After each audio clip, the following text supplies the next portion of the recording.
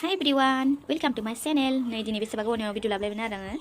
Dewi dah hintang jauh dintas selesai. Bariau dosi berai nan fini. Tangkas nang dah. Bariau zukam gain dan edong ada na. Para buza benonga doblai se. Ayah hatau lang ne. Daya bikuna ayu kana hani ro. Sama sama song sada dong gerli ne. Gerli cuma runa sana berat mazang na daya.